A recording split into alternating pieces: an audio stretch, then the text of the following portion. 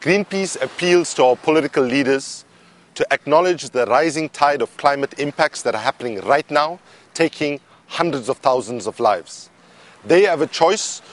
to act with ambition, with urgency, and with real leadership to ensure that Cancun delivers climate finance, protection for our forests, and a clear roadmap to the next COP where we can secure a fair, ambitious, and legally binding treaty.